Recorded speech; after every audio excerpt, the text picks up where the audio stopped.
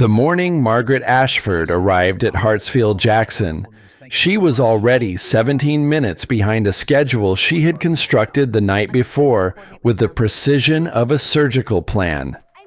Her car had cleared the terminal loop at 6:31, 2 minutes late because the driver had taken the surface road instead of the connector, a mistake she had noted aloud without raising her voice, which was somehow worse than if she had.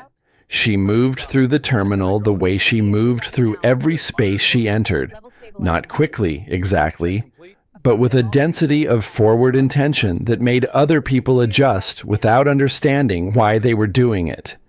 Her carry-on rolled behind her, guided by an assistant named Philip, who had learned in his first week never to speak unless spoken to, and never to fall behind by more than 3 feet.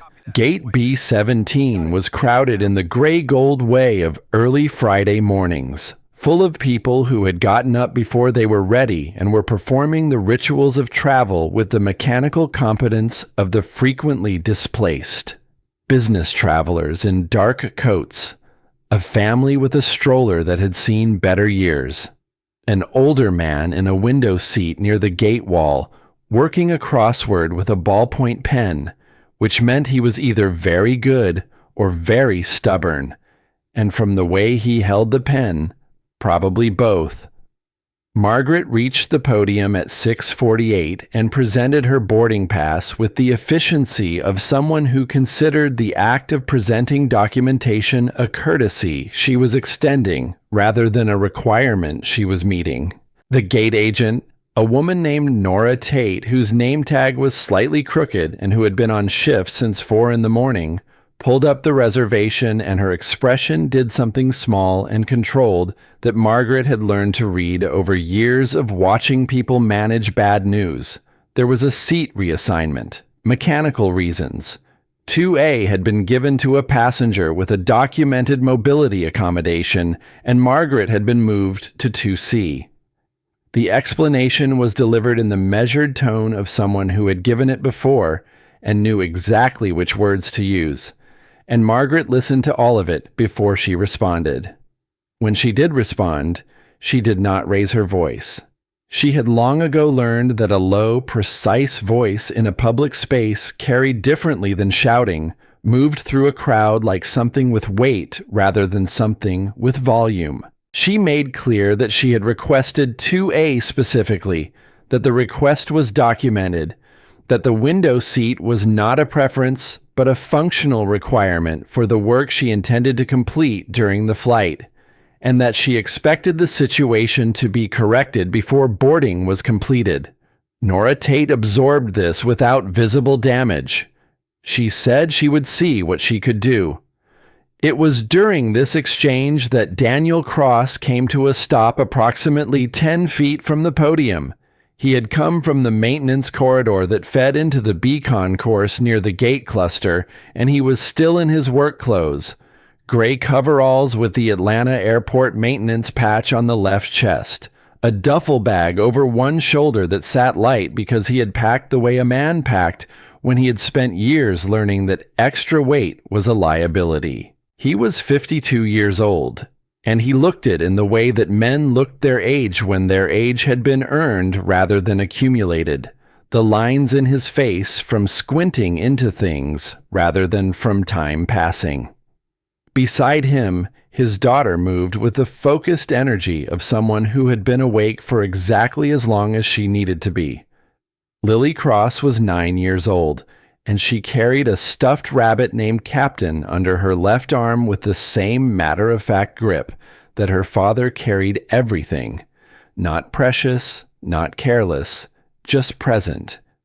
Her backpack had a solar system patch on the front, and 3 of the planets were slightly askew from where she had reattached them after the Velcro gave out. Lily had already asked about her grandmother's birthday cake twice since they cleared the security checkpoint. She was building to a 3rd. Daniel was not watching Margaret. He was watching the gate agent in the way he watched most things, not staring, not avoiding, just cataloging with the quiet peripheral attention of a man for whom situational awareness had long ago stopped being a skill and become a condition.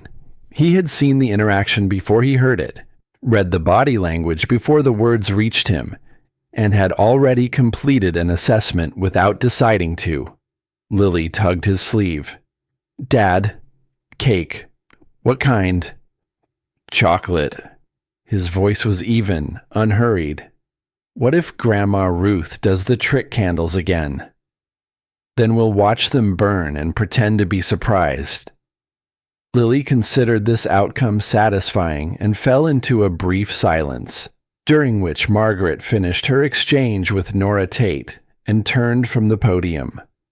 Her eyes moved across the gate area in the executive sweep of someone tracking variables, and they landed on Daniel, on the coveralls, on the maintenance patch, on the duffel, and then they stopped. What she said was directed at Philip, but angled for the surrounding space, the way a sentence was sometimes aimed at the room rather than its stated recipient. She said she supposed the airline was boarding the maintenance crew with passengers now, and she said it with a particular calibration of dismissal that was more precise than contempt, the tone of someone identifying a category error rather than a person. The words moved through the gate area like something dropped into water. A man in a dark suit nearby discovered a very important notification on his phone. A woman with noise-canceling headphones pretended they were working. A teenager looked up, registered the situation, and looked at her shoes. Lily's hand found her father's. Daniel did not look at Margaret. He looked down at Lily. And what passed across his face was not the thing that crossed most faces in that situation, not the flash of heat, not the studied blankness of suppressed reaction. It was something steadier and older than either of those, the expression of a man who had stood in enough hard places to know that other people's assessments of him held no structural weight. "It's okay, Bug." 2 words, flat and genuine, not performing calm, but actually being it. Lily looked up at him with the measuring eyes she had inherited from someone who had been very good at reading what was true in a room.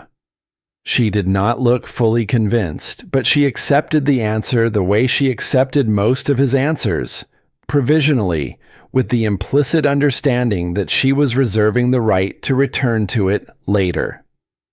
The older man with the crossword had lowered his pen. He was watching Daniel with an expression that had nothing of casual observation in it, the look of someone who had recognized something without yet knowing what he was recognizing. Boarding began 20 minutes later. Daniel and Lily waited until the initial wave cleared, an old habit from years of moving through contested spaces where patience was a tactical asset. The line had thinned to a manageable stream when they joined it, and they were midway through the jetway when Daniel heard Margaret's voice again. Not the content, not the words this time, but the particular texture of a statement delivered at volume in a small space. He did not turn. He kept moving. Row 23. Lily had the window without it being a negotiation. She pressed her nose against the glass before her seatbelt was fastened, narrating to Captain in a low, careful voice about the vehicles moving across the tarmac below. The fuel truck, the baggage loader, a cart of orange vests that interested her for reasons she did not explain. Daniel took the middle. The aisle seat was claimed shortly after by a man of 71 who introduced himself as Frank Odom with the ease of someone who had reached an age where he no longer considered the social contract of stranger silence to be binding. He was compact and deliberate in his movements, with the kind of hands that had spent decades working with precision instruments, and he had a crossword book in his jacket pocket and a pen behind his ear. Frank looked at Lily first, registered captain, and said the rabbit looked like he had seen some things. Lily agreed with the gravity of someone confirming a medical history. The flight pushed back on schedule. Daniel felt the taxi, the pace of it, the distance to the runway calculated by something in him that had never fully unlearned the geometry of airports from the inside. Lily's hand found his arm as the engines spooled up, grip tightening as the aircraft began its roll, and she pressed her face to the glass with her eyes open because she was the kind of person who did not look away from things even when they scared her. He had watched her do this for years, and it still caught him somewhere that had no exact location in his chest. The wheels left the ground. Atlanta pulled away beneath them in the gray-gold light. The highways already clogged. The buildings already full of people who had no idea that somewhere above them a man in coveralls was holding his daughter's hand and feeling, for a single unguarded moment, that the arrangement of things was exactly right. Cruising altitude came. Lily had her tablet out, earbuds in, content loaded in triple redundancy because her father believed in redundancy for things that mattered. Frank Odom was deep in his crossword, making small sounds of satisfaction when an answer fit. Daniel allowed himself the particular version of rest that was the closest he got to it in motion. Eyes half closed, shoulders released, breathing slow. Not sleep. He had not fully slept in moving vehicles in a long time, but something adjacent to it.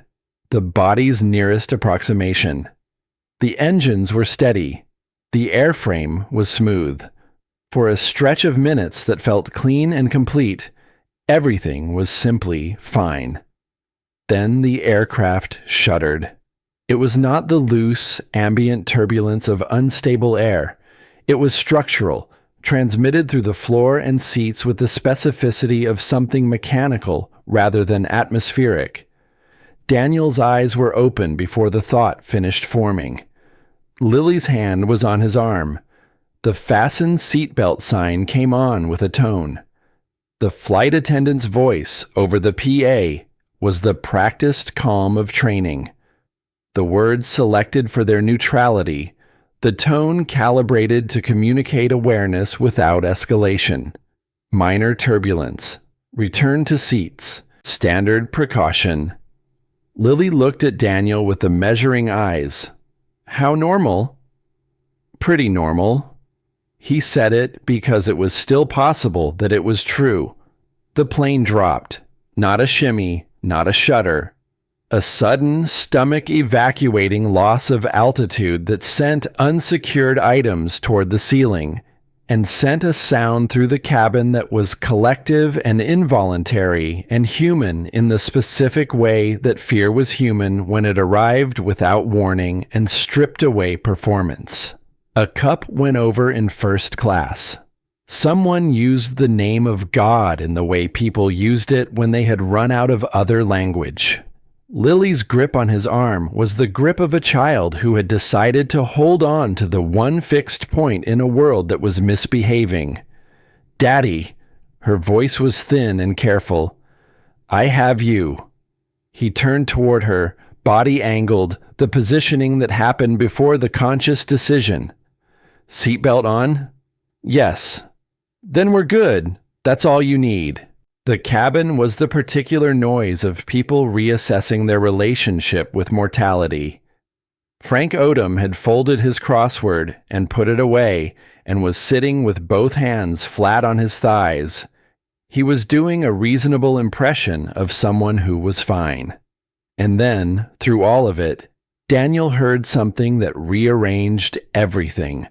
From the direction of the forward galley, past the blue curtain, through the noise of the cabin, a sound that did not belong. A radio burst, 2 seconds, the sharp, truncated squawk of cockpit communication bleeding into a space it was not supposed to reach. He had heard that sound before. He knew exactly what it meant, and exactly what caused it, and exactly which conditions produced it. His eyes went to the cockpit door. He was already running the math without deciding to run it. Altitude, steady. Airspeed, no deviation. Heading, intact. Whoever was flying was flying. So far. But the radio bleed meant something had changed in the front of the aircraft, and the specific frequency and duration of the sound meant the change was not minor. Lily was watching his face with the full precision of a child who had spent 9 years learning to read it. She had gotten very good. What's wrong? Don't know yet. Honest? Honest. Are you going to find out? He looked at the cockpit door for one more second. Then he looked at Lily, held her eyes long enough for her to see what was in his, and what was in his was not fear, was not uncertainty, was the thing that lived underneath both of those, the thing that was older and quieter and had been there since before she was born. I need to check something. Stay with Frank. He looked at the older man. Keep her calm.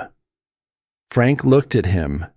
The full look, the reassessment complete, the recognition that had been building since the gate now arrived.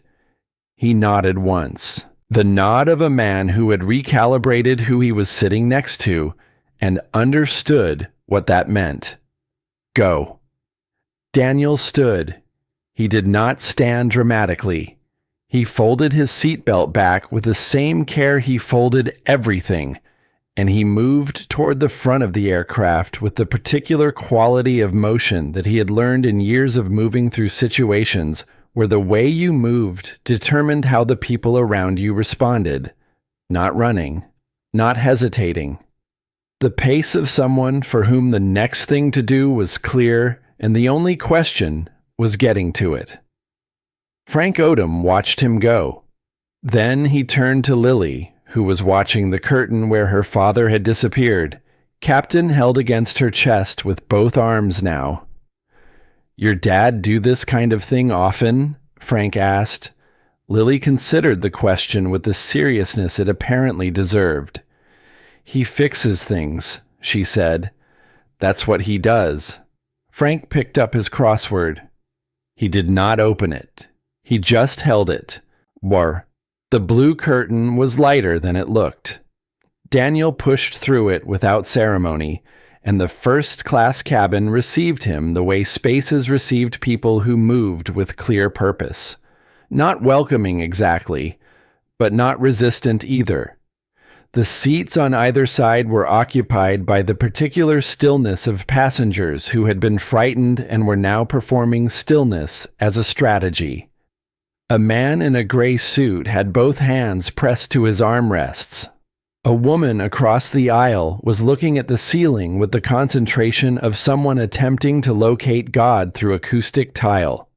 Margaret Ashford was in 2C. She had gotten her window view after all, though it was not the seat she had negotiated for, and she was sitting with her tablet flat on the tray table and her hands resting on its surface in the way people rested hands on things when the thing beneath them was the only object in the vicinity that was not moving. She looked up when Daniel came through the curtain, and her face did something it had not done at the boarding gate. It showed the actual thing underneath, the fear that had been running behind the performance all along, and for a fraction of a second she was simply a person on an airplane that had dropped. Then she saw who it was. The fear did not leave. It reorganized. Daniel did not stop. He kept his eyes on the galley door ahead and moved past her row without acknowledgement, not from coldness, but from the simple arithmetic of available time. Sandra Cole stepped out from the galley alcove and was already beginning the professional redirect, the trained response assembling itself on her face, when Daniel spoke first. I need to know what's happening in that cockpit. He said it the way he had learned to say things in briefing rooms and on flight lines. Not loud, not aggressive, with the specific weight of someone who understood that clarity was its own form of authority. My name is Daniel Cross. I flew F-16S for 11 years out of Langley. 600 hours in C-13OS before that. Instrument rated, multi-engine, high-performance tactical. I lost my medical certification 4 years ago. I am not here to take anything over. I need to know what's in front of us. Sandra Cole had been a flight attendant for 14 years, which meant she had developed the particular competence of someone who had been trained for emergencies she hoped never to use, and she was now in the middle of one and discovering that training and reality shared a family resemblance but were not identical. She looked at Daniel for the length of a full breath. What she was looking for was not credentials exactly. She could not verify credentials standing in a galley at 31,000 feet. She was looking for the thing that credentials were supposed to indicate, and she found it in his posture, in the quality of his stillness, in the fact that he had told her what he could not do before he told her what he could. Captain Harlan Briggs had suffered a cardiac event approximately 14 minutes ago. The company physician traveling in row 7 had been with him since minute 3. He was alive. His condition was unstable. First Officer Dana Reeves was flying the aircraft alone. She had activated the emergency protocol 9 minutes ago, and ATC was working a reroute to Chattanooga Metropolitan. The weather system ahead was building. Reeves had 18 months of commercial flight time. She was doing everything correctly. She was doing it alone. Daniel asked one question. Is she the kind of person who can hear something and use it? Sandra did not hesitate. Yes. Then let me talk to her. I'm not asking to take the controls. I'm asking to be another set of ears. That's all. Sandra Cole made the decision. She made it in the way decisions were made in genuine emergencies, by the person closest to the information, without time for the institutional structures that normally governed such things. She said, "Follow me," and she meant it, and Daniel followed. The cockpit was the size it always was, smaller than civilians imagined, tighter than memory suggested, every surface within arm's reach by design. The instrument panels threw their ambient light across everything. The sound of avionics filled the space with the particular white noise of a machine performing complex operations at sustained speed. The right seat was occupied by a woman in her late 20s with her headset on and both hands on the yoke, and her jaw set in the way of someone running every piece of training they had ever received simultaneously and in real time. Dana Reeves glanced sideways when the door opened. Her eyes took in the coveralls, the maintenance patch, and Daniel could see the 2-second calculation happening. Who is this? Why is he here? What does this cost me? And then the lack of time to resolve it fully before the next instrument needed attention. Daniel spoke from the doorframe without stepping in. I'm not here to take the controls. You're flying this airplane, and that doesn't change. I have 11 years in fighters and transports. I know what those instruments say, and I know how to think through what you're seeing. I'm going to stay right here unless you tell me otherwise. Reeves looked at him for 2 full seconds. The aircraft moved through a cell, and she caught it, hands adjusting with the reflexive fluency of training that had become instinct. Then she said, "Talk." What followed was not Daniel flying the airplane. It was something more precise than that, and in some ways more difficult. He asked questions rather than giving instructions, and the questions were chosen with care, not to gather information for himself, but to give Reeves the structure to hear her own thinking. What's your fuel state? What's ATC giving you on the ceiling at Chattanooga? What's your crosswind component on the current heading? Each question had an answer she already knew, and answering it moved the answer from the compressed space of sustained crisis into the workable space of sequential decision-making.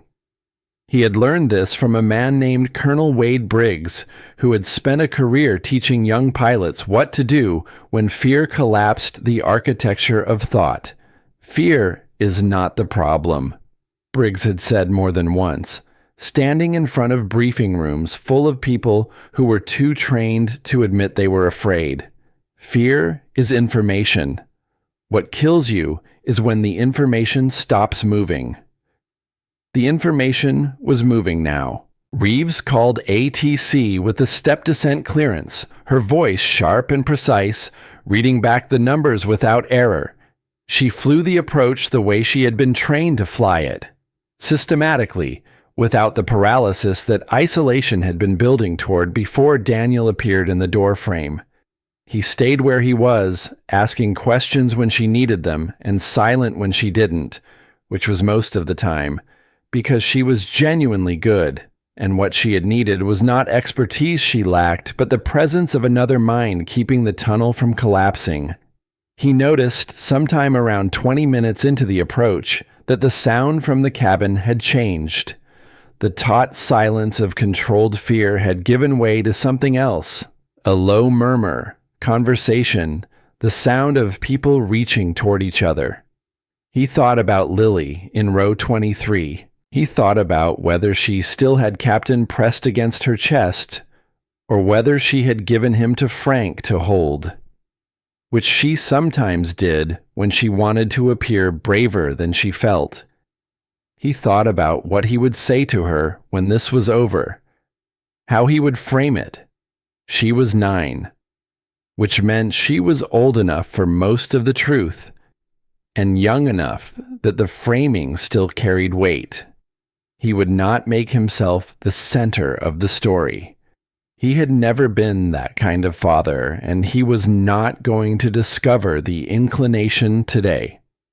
10 miles out, Reeves called the checklist in a voice that had lost none of its precision and had gained something else, a quality of settled decision that had not been there at the start.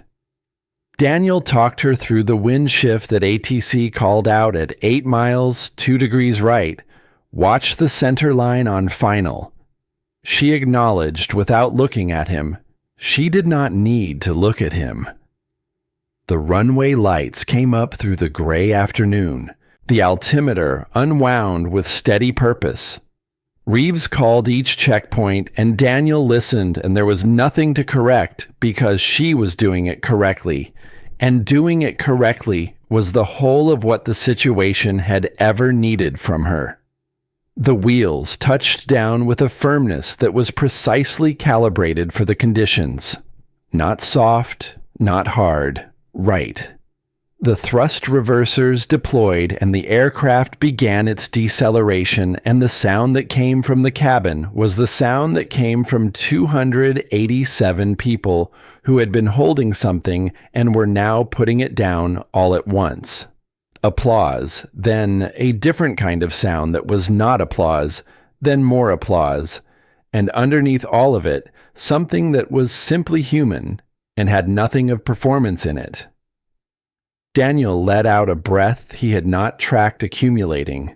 Reeves sat still for a moment with her hands on the controls, even though there was nothing left to control. She was shaking in the way that was not visible, not in the hands, not in the face, but in the altered rhythm of her breathing, the body beginning its negotiation with what had just passed through it. She had 18 months of commercial flying. She had just landed 287 people in instrument conditions without a captain, in weather, and she had done it correctly. That's a career in 18 months. Daniel said it the way he said things that were factually true, not sentiment, evidence. Reeves turned in her seat. Her eyes were red-rimmed with the intensity of sustained focus rather than tears, and she looked at him with a specific, searching quality of someone who needed to believe something and was trying to determine whether the person telling it had any reason to lie. You're not just saying that. I don't just say things. She held his gaze for a moment that resolved into something. A weight transferred from the chest to the shoulders, where it could be carried rather than held against everything. Then she said, I'm going to think about today for the rest of my career, every time I sit down in that seat. Good. He leaned slightly forward. That kind of memory doesn't make you cautious. It makes you honest. The best pilots I ever flew with remembered the days that almost went wrong. Because remembering keeps you from thinking you're invincible. He paused. And you're not invincible. What you are is good. Stay good. It's harder, and it matters more. He left her there and went back through the door.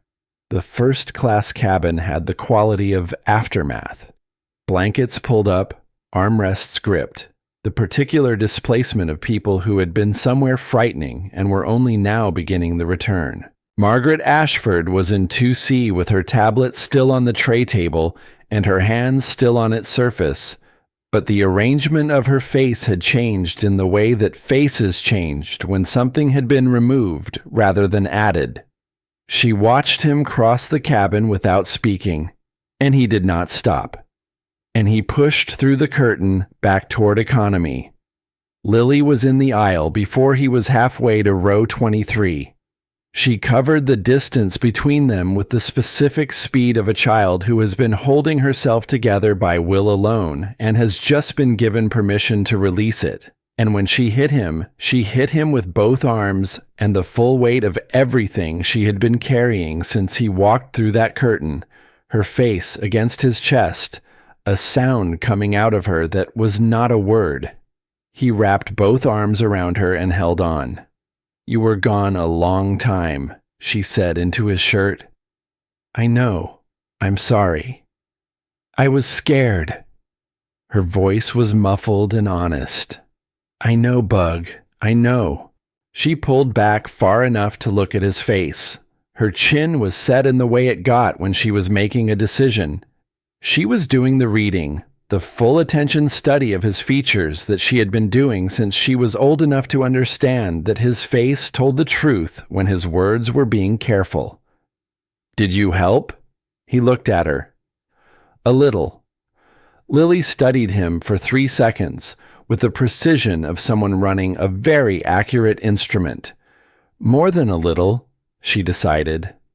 He had no answer for that, so he pulled her back in and held on longer than was strictly necessary, which was exactly as long as it needed to be. Frank Odom stood to the side with his crossword folded in one hand, watching the two of them with an expression that a person would have struggled to name. Not sentiment exactly, not admiration exactly, something that contained both of those, and also something older. The look of a man witnessing something that confirmed a belief he had held for a long time without knowing quite what it was a belief in. She talked the whole time, Frank said quietly over Lily's head. About you, what you did in the Air Force, what you do at the airport, the time you fixed her bicycle when nobody thought it was worth fixing. His voice had a roughness around its edges that was recent. That is a girl who knows exactly who her father is. Daniel could not speak for a moment. He did not try. Outside the windows, the emergency vehicles were arranged across the tarmac in the efficient geometry of people whose job was to meet exactly this kind of situation. Red and white lights turning in the gray afternoon. Fire trucks, ambulances, airport vehicles, the organized machinery of a disaster that had not happened. Passengers were beginning to move, slowly at first, then with more purpose as the fact of solid ground became concrete, and the body accepted it. Near the forward galley, Sandra Cole stood with another crew member, both of them doing the thing trained people did when a situation had resolved. Maintaining the surface while the interior accounting began quietly behind their eyes. Sandra looked at Daniel as he passed with Lily's hand in his. "They'll want to talk to you," she said. "FAA, probably. The airline." "That's fine." He kept moving. "What you did up there?" "She flew the airplane." He said it without turning around. "First Officer Reeves. That's the story. Make sure it is." He and Lily stepped through the forward door and into the jetway, and the air hit differently than the recycled air of the cabin. Cooler, more present, the kind of air that announced itself after too long in an enclosed space. Lily breathed it in with her whole body, the way she breathed things that surprised her. "Are we still going to Denver?" she asked. "Eventually. Different flight. Not today." She thought about this. "Grandma Ruth will worry." "I already texted her." He held up his phone briefly. "She knows we're fine." Lily walked beside him into the terminal, Captain tucked back under her arm, one hand in his. She was quiet for a stretch, processing in the way she processed things. Not out loud, not immediately, but thoroughly, filing events into whatever system she used to organize a world that kept presenting her with things she did not yet have categories for. Then, "Dad." "Yeah." "When you came back through the curtain," she paused, choosing words with the precision she brought to things that mattered. "You walked different than when you left." He looked down at her. "Like something was back in the right place," she said. Simply as a statement of observed fact, the way she named things she was certain of. He did not answer. He did not need to. And she did not require him to. And they kept walking together into the organized chaos of the terminal, into the first responders and the airline staff and all the necessary machinery of aftermath, and somewhere in the back of his mind, in the space where certain kinds of knowledge lived before they became decisions, something was already beginning to move.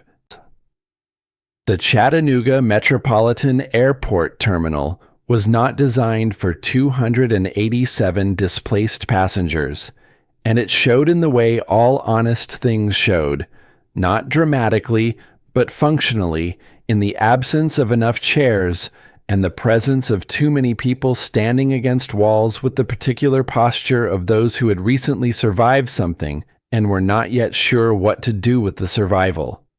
Every outlet along the baseboards had a phone plugged into it. Children occupied the floor in the cross-legged way of children who had not yet learned to be inconvenienced by floors. A gate agent had set up a folding table near the far wall and was working through a line of passengers who needed rebooking with the focused competence of someone who understood that efficiency was its own form of kindness right now. Daniel found a spot near a support column where he could put his back to something solid and see most of the space. Old positioning.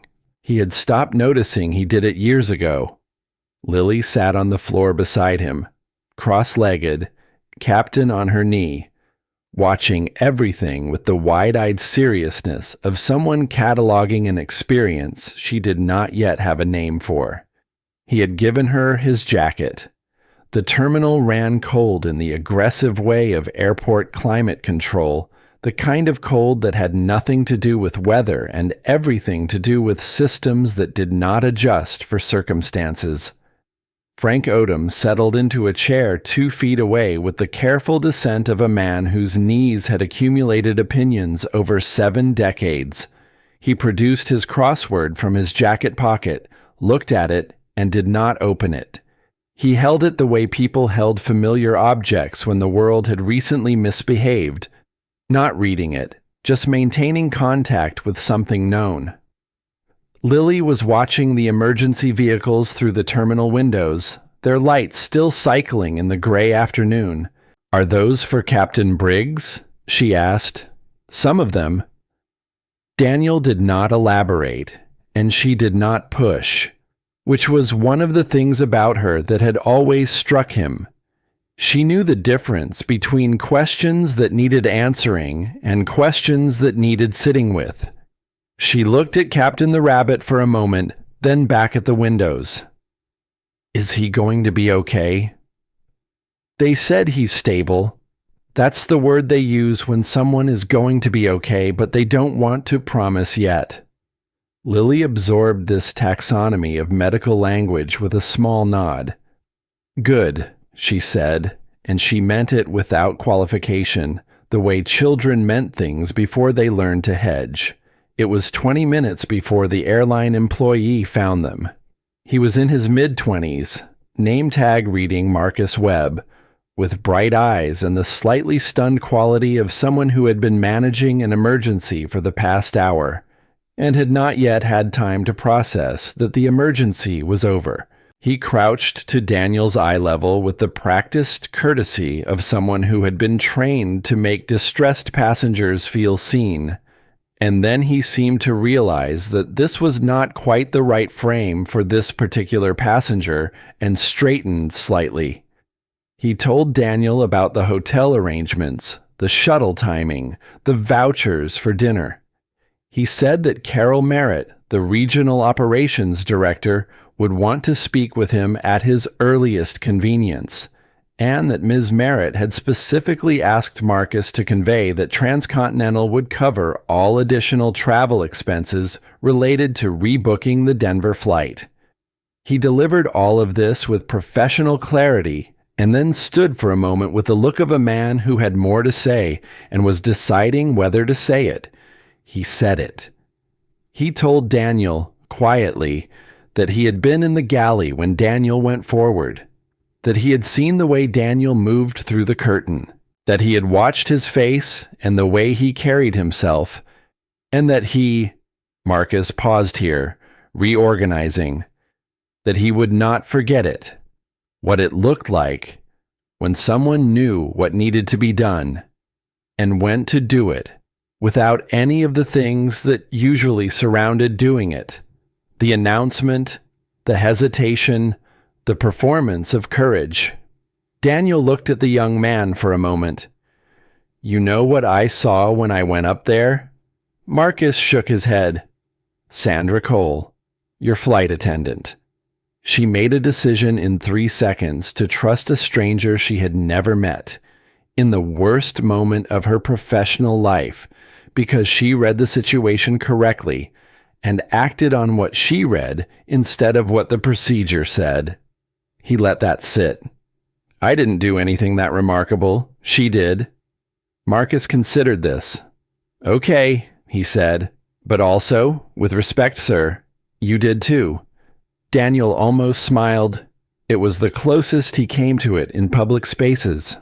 Go home, Marcus. You've had a long day. The shuttle to the Marriott ran every 30 minutes and left with a full load. The passengers rode in the particular silence of people who had been strangers that morning and were now something else. Not friends, not family, but participants in the same event, which created a temporary intimacy that everyone understood would not survive the return to ordinary life.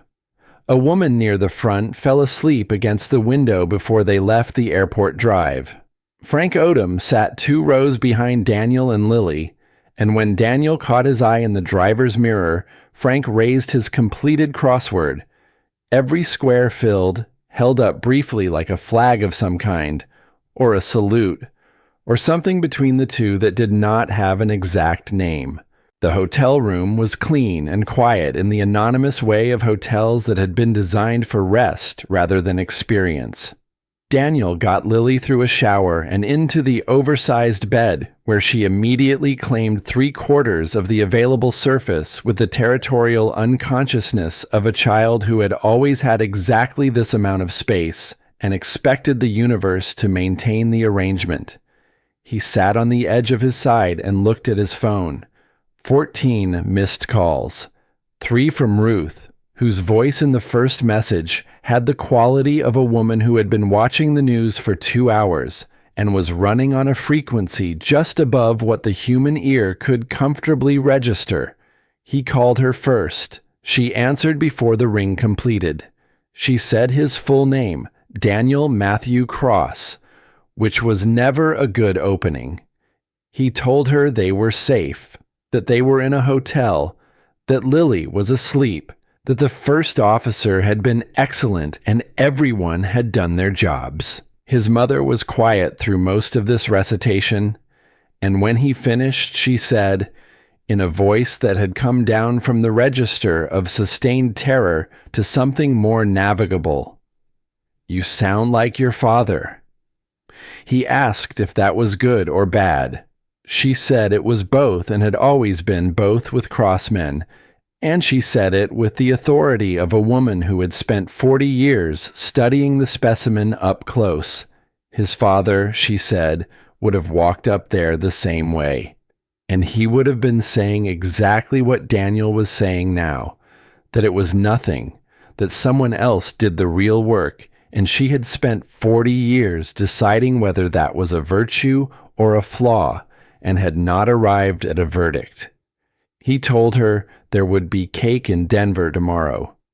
She told him there would always be cake, and he heard her smile, and they said good night. The other 11 missed calls were numbers he did not recognize.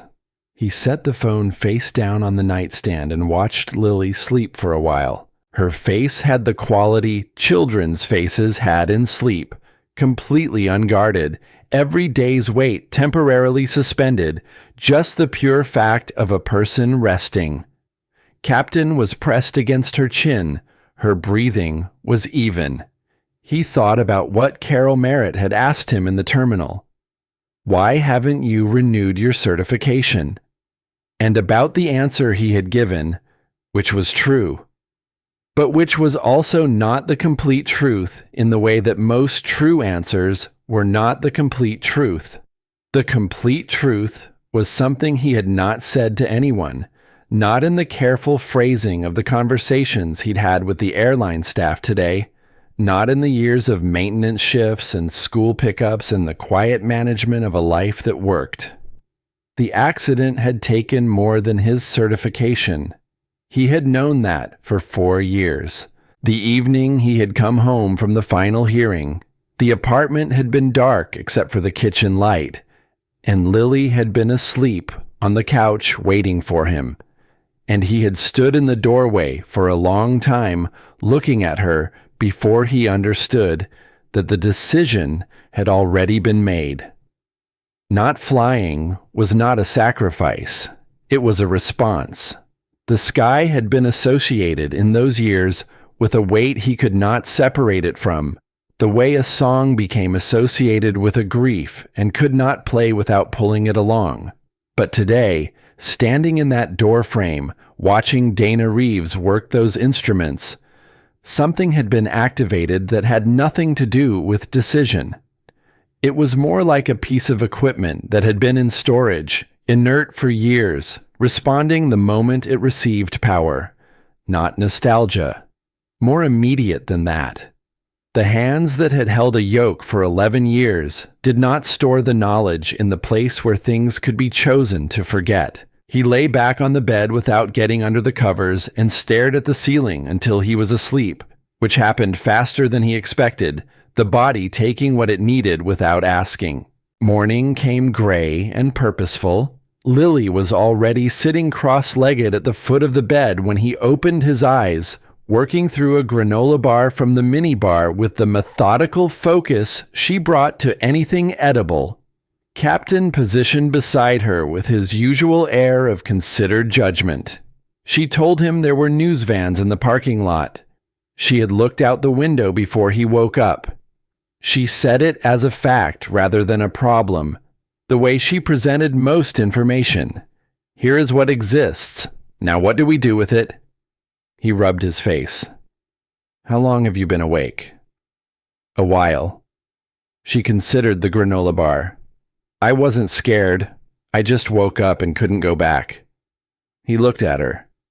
Were you scared yesterday? On the plane? While I was up there? She thought about this with the seriousness it deserved, because she took questions seriously when they were asked seriously. "Yes," she said, "but I kept talking to Frank so I didn't have to just sit with it." "That's smart, using what you have."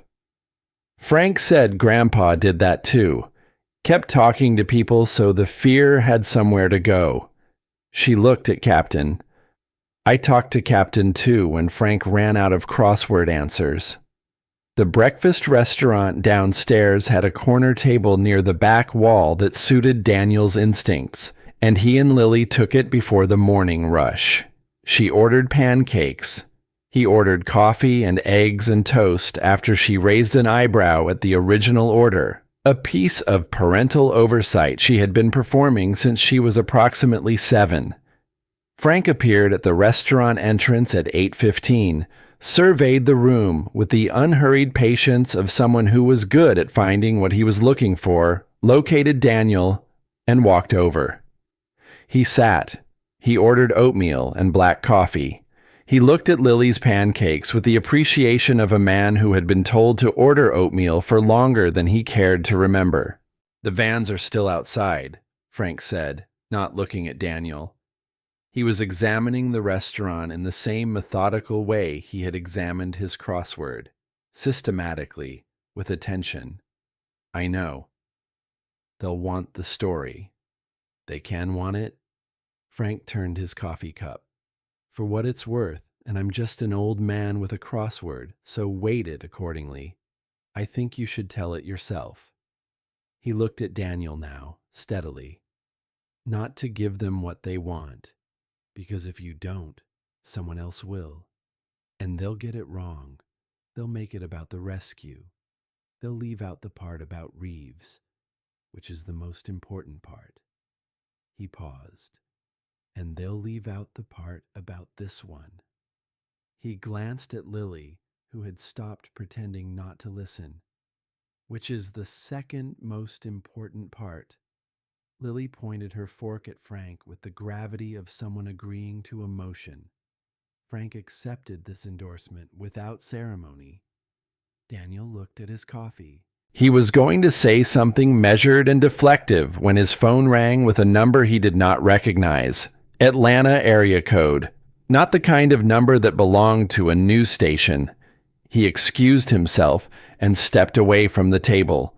The man on the line introduced himself as Tom Hadley, Director of Pilot Programs at Transcontinental Air. His voice had the quality of a man who had spent significant portions of his life either flying aircraft or overseeing people who did. A specific stillness, a habit of assessing before speaking. He said Carol Merritt had passed along Daniel's name and background, and that he would be in Chattanooga by noon and would very much like to meet, if Daniel was willing. Daniel asked what kind of meeting. Hadley said the kind that might change some things. For both of them. He said he had read the military record and the incident report and the investigation findings in full. All of them. He said he wanted to have an honest conversation. He said that whatever Daniel decided after hearing what he had to say, he would respect it, and that there was no pressure built into the conversation. Daniel looked through the restaurant window at the parking lot, where one of the news van antennas was just visible at the edge of the lot, and then at Lily, who was back to her pancakes, but angled toward him with the awareness she maintained even when she was pretending to focus on something else. "I have a daughter," he said into the phone. "Whatever the meeting is, she's there." Hadley did not hesitate. "Of course. Noon. Hotel lobby." He hung up and stood still for a moment with the phone in his hand. Then he went back to the table, poured himself more coffee, and looked at Lily, who looked back at him with the full attention she deployed when she understood that something was being decided. "Who was that?" she asked. "Someone from the airline." "What do they want?" "To talk about some things that might change." He met her eyes, or might not. It was 20 minutes before noon when the lobby began to settle into its own particular arrangement. The overnight guests from Flight 2247 were moving through in various stages of departure, rolling luggage, checking phones, carrying the forward-looking momentum of people ready to stop being a story and return to being themselves. The airline rep at the rebooking table was packing up. The emergency had completed its official phase, and the ordinary world was reasserting its terms. Daniel and Lily were in chairs near the lobby's central column when Margaret Ashford came through the main doors. He had not expected her. She stopped when she saw him, a half-second of visible recalibration, the assessment of whether to approach, the internal calculation running fast and arriving at a result that surprised him slightly by its direction. She walked over. She was dressed differently than yesterday, which for her still meant more composed than most people manage deliberately, but there was something altered in the way she was wearing it. The authority was present but not deployed, like a tool she was carrying rather than using. She sat down in the chair across from him without asking, and it was the first time he had seen her do anything without the implicit arrangement of the environment in her favor.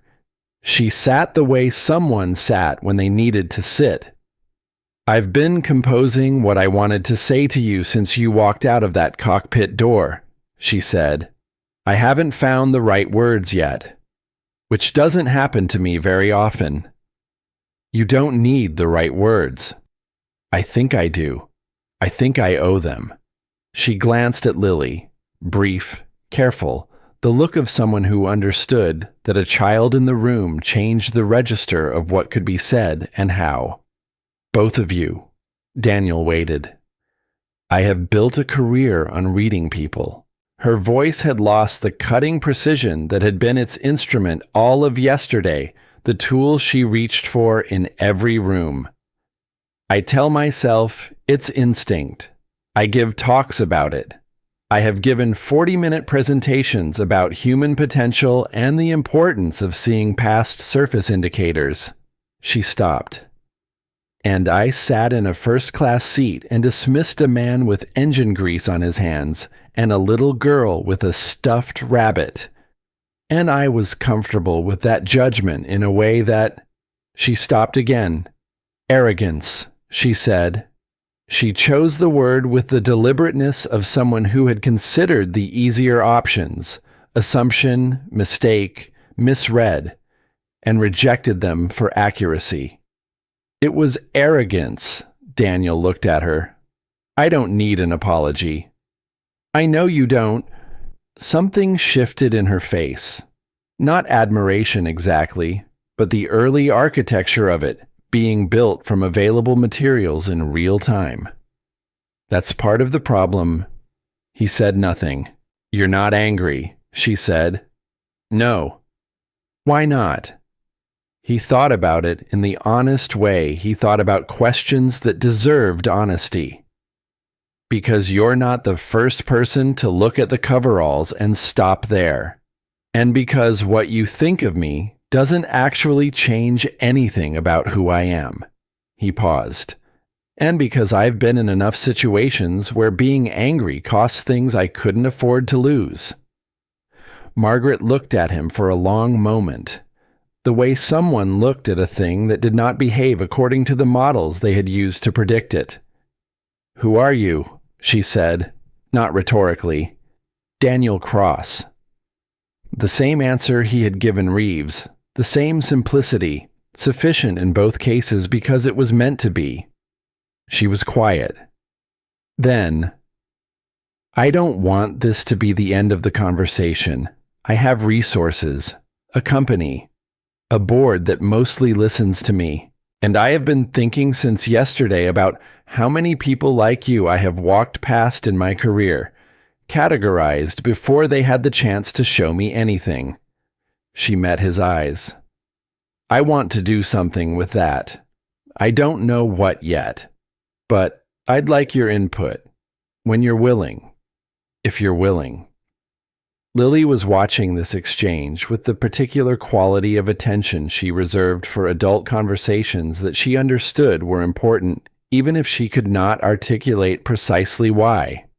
She had stopped eating and put her fork down and was listening in the way she listened when she had decided something was worth her full attention.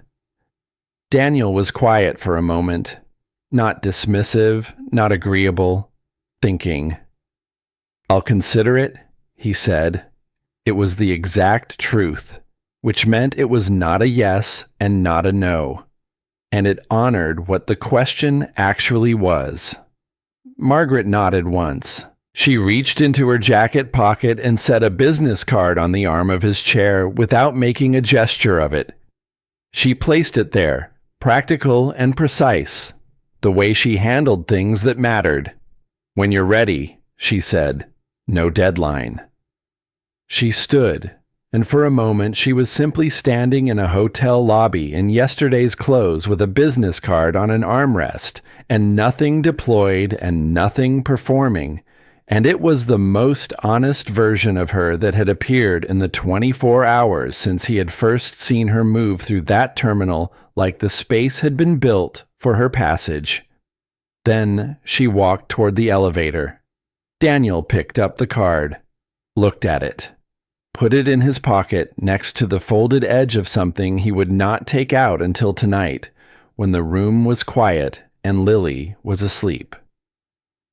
Tom Hadley came through the main doors at exactly noon, carry-on at his side, scanning the lobby with the practiced efficiency of someone who was good at finding people. He was 53, solid without being large, with the specific stillness of men who had spent years in cockpits or near them, the assessment before speaking quality that Daniel had recognized on the phone and confirmed now in person. He found Daniel across the lobby and crossed to him directly, without the circuitous path of someone managing an impression. He shook hands the way pilots shook hands, firm, brief, without performance. He looked at Lily. "You must be Lily." She extended her hand with the directness she always had. "This is Captain," she said, and held up the rabbit. Hadley shook Captain's ear without missing a beat, which Lily noted and filed in whatever register she kept for adults who passed her tests. They took a corner of the lobby, a small table with 4 chairs, the ambient noise of the hotel providing sufficient privacy. Hadley set a folder on the table but did not open it. Daniel understood immediately that the folder was backup, not the conversation. "I'll be direct," Hadley said. "I suspect you prefer it." "I do. I've spoken to Carol Merritt, Sandra Cole, First Officer Reeves, this morning, for 40 minutes. He looked at Daniel. "Reeves told me things about what happened in that cockpit that I want to come back to. But first, your service record is exceptional. Your flight record before the incident is exceptional. The incident itself..." He stopped. "I've read the investigation report. All of it. You were cleared completely. The mechanical failure was documented and confirmed. There was nothing you could have done differently." "I know," Daniel said, "but you didn't renew." "No." Hadley looked at him with the patience of a man who had asked this question before and understood that the real answer was usually not the first one. "Can I ask why? The real reason?" Daniel looked at Lily. She was watching Hadley with the open assessment of a child who had not yet learned to pretend she was not paying attention. Captain resting in her lap, small hands folded over him. Then he looked at the table for a moment, not because the answer was there, but because some answers deserved the courtesy of a pause. "After the accident," he said, "every time I started the certification paperwork, I thought about what flying would mean for Lily. The schedule, the travel, the time away." He looked up. "She lost her mother when she was 5. She doesn't need to lose her father to a career, too." He paused. The paperwork was an excuse. The real decision was made the morning I came home from the final hearing, and she was asleep on the couch waiting for me. The lobby moved around them. Hadley let the silence sit for a full count before he spoke. "That's honest. You asked for honest."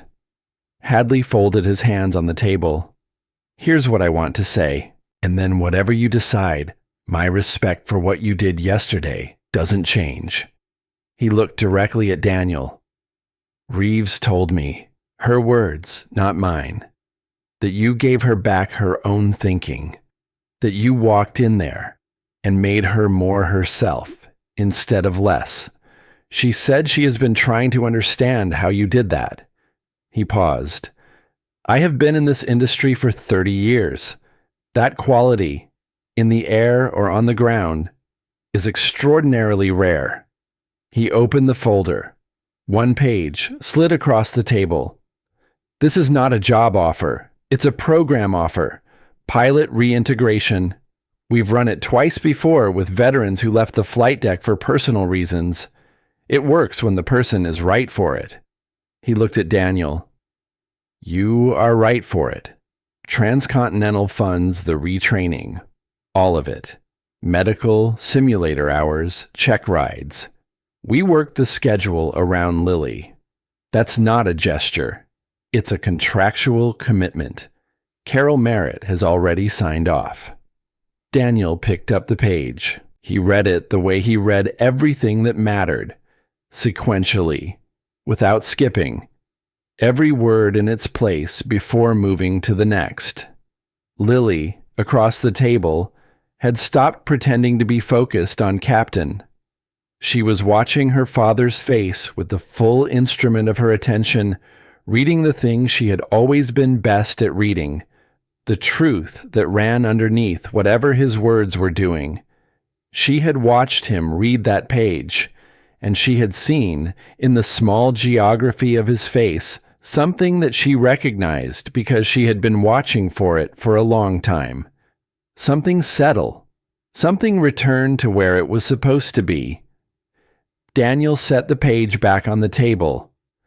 "I need to think about it," he said, genuinely. "Take the time. And I need to talk to Lily." Hadley glanced at her. "It seems like she's already part of the conversation." "She always is," Daniel said. Lily, for her part, did not look away from her father's face. She was 9 years old, and she had inherited from her mother a capacity for stillness that had nothing passive in it, and from her father a habit of reading what was true rather than what was performed. She had read his face when he came back through the curtain yesterday. She had read it this morning when he came back from the phone call. She was reading it now. She knew what she had seen. She was waiting for him to know it too. Hadley left at 1:15. Same handshake at the door, nothing added or removed from the first one. The consistency of a man who meant what he said and did not feel the need to underline it. He told Daniel to call when he was ready. No follow-up pressure, no manufactured urgency, just the door left open and the understanding that the door would stay that way. Daniel and Lily ate lunch in the hotel restaurant. He ordered a burger. She ordered grilled cheese and fries and spent the first 10 minutes arranging the fries in a configuration that appeared to satisfy some internal aesthetic standard before she began eating them. Neither of them mentioned Hadley's offer for a while.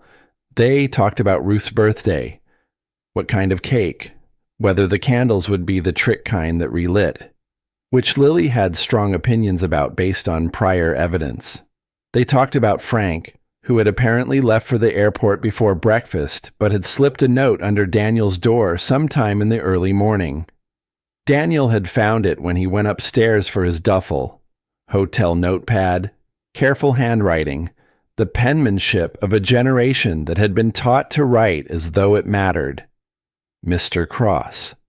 It was a privilege. She is the best argument I have encountered in years for the proposition that things will eventually be all right. F. Odom. Daniel had folded it and put it in his jacket pocket next to Margaret's business card. Lily ate 3 fries in sequence, considered the arrangement on her plate, and said, "Do you want to go back to flying?" He looked at her across the table. "I'm not asking if you're going to," she said, with the patience of someone clarifying a question that had been misread. "I'm asking if you want to. Just the want part." He looked at his daughter for a moment that had weight in it, the kind of moment that settled differently than ordinary time. "Yes," he said. She nodded once, as though this confirmed something she had already established independently. "Okay," she said. "Okay," he said. "I think you should do it." She picked up her grilled cheese. "And I'm not saying that to make you feel better." "Lily, Daddy." She put the sandwich down and looked at him with the full, unflinching attention that was the most characteristic thing about her, the quality she had gotten from Ellen, who had been constitutionally incapable of looking away from things she needed to say. "I'm almost 10. You don't have to protect me from everything anymore." She held his gaze. "You can want things. That's allowed." He had no immediate answer for that. He sat with it the way he sat with things that hit him in the place that didn't have a name, and after a moment he reached across the table and covered her small hand with his. She let him. Then she picked up her grilled cheese again with the practicality of a person who had said what needed saying and saw no reason to prolong the moment beyond its natural duration. He was almost smiling when his phone rang. The number was Atlanta. Not Ruth, not a news station. An Atlanta number he had almost called back the previous night and hadn't. He looked at it for one ring, then excused himself from the table. The man on the other end introduced himself as Warren Holt. He said he was a board member at Transcontinental Air. He said he was calling out of genuine concern for how the situation surrounding Flight 2247 was developing, and that several members of the board shared his concern. He said the word situation the way certain people used it, as a container for something more specific that they preferred not to name directly. He said he wanted Daniel to understand that Transcontinental was deeply grateful for what had happened on the flight, and that the airline's leadership was committed to handling the aftermath responsibly. Daniel stood near the lobby entrance and listened to all of it without interrupting, which was a habit he had developed in rooms where the person talking was saying something different from what their words meant. Then Holt said that there were some concerns about the FAA review process and that certain aspects of the situation, the presence of an uncertified individual in a commercial cockpit, regardless of the circumstances, could be interpreted in ways that would not benefit anyone involved, including Daniel. He said the board wanted Daniel to know that Transcontinental would be supportive of a quiet resolution, one that acknowledged Daniel's contribution without requiring the kind of public scrutiny that could become complicated for everyone. He used the word everyone with a specific weight that made clear he was not thinking about everyone. He said there were people at Transcontinental who could make certain things easier, or, alternatively, more difficult. Daniel looked through the lobby window at the parking lot, where one of the news vans had pulled closer to the entrance. He thought about Reeves in that small room off the operations area, hands around a coffee cup, saying she would think about yesterday for the rest of her career. He thought about Sandra Cole making a 3-second decision to trust a stranger because she read the situation correctly. "Mr. Holt," he said, "I appreciate the call." He ended it. He stood still for a moment in the lobby. Then he went back to the table, sat down, and looked at Lily, who was watching him with the measuring eyes. "Everything okay?" she asked. "Yes," he said. And then, because she would read him accurately anyway, someone called to suggest I be quiet about what happened. Lily considered this with the gravity it deserved. "Are you going to?" "No." She picked up her last fry. "Good," she said. The news broke while they were waiting for the shuttle to the airport. A CNN aviation segment, the kind that filled the mid-morning programming slot with professional concern and graphics. Bryce Calloway appeared on screen, 54 years old, aviation attorney, the kind of well-groomed credibility that television found reassuring. He did not call Daniel a criminal. He did not call him a hero. He used the specific language of someone who had been very carefully calibrated. Phrases like regulatory framework and procedural concern and the importance of reviewing the circumstances, all of which added up, in the aggregate, to a portrait of something that deserved investigation rather than celebration. The chyron at the bottom of the screen read, "FAA opens review of Flight 2247 cockpit access." Lily was watching the television mounted above the shuttle waiting area. She did not say anything. She reached over and put her hand on Daniel's arm, not the frightened grip from the airplane, but something quieter, more deliberate. The gesture of someone standing alongside rather than holding on. Daniel's phone was already buzzing. "Tom Hadley. Seen the news. The program offer stands. Call when you're ready. Carol Merritt. FAA review is standard procedure in these situations. Don't read too much into the timing. I'll be in touch." He read both messages and put the phone in his pocket. The shuttle came. They got on. He looked out the window at Chattanooga, scrolling past. A city that had been, 24 hours ago, simply a place they had not expected to land, and was now the geography of something he would carry for the rest of his life, in the specific way places became inseparable from what happened in them. The flight to Denver was a regional jet, 64 seats, one flight attendant. Their seats were in the 10th row. Lily had the window. She pressed her nose against the glass as the aircraft pushed back, the way she always did. Captain tucked under the arm of her seatbelt in the configuration she had worked out to her satisfaction. She was quiet during the taxi. When the engines spooled up, she reached for his arm, grip tightening as the aircraft began its roll, and she pressed her face to the glass, with her eyes open because she was Lily Cross, and she did not look away from things. The wheels left the ground. She exhaled. He did too.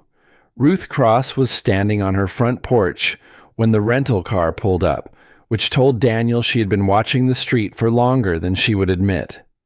She was 70 years old, and she stood on that porch the way she stood everywhere, like the ground had been specifically arranged for her use. She came down the steps before he had the car fully in park. Lily was out of the car and running before his door was open. He watched his mother catch his daughter, watched the collision of them, the particular sound Ruth made when she held Lily. Something between a laugh and a prayer, a sound she had been making since Lily was born.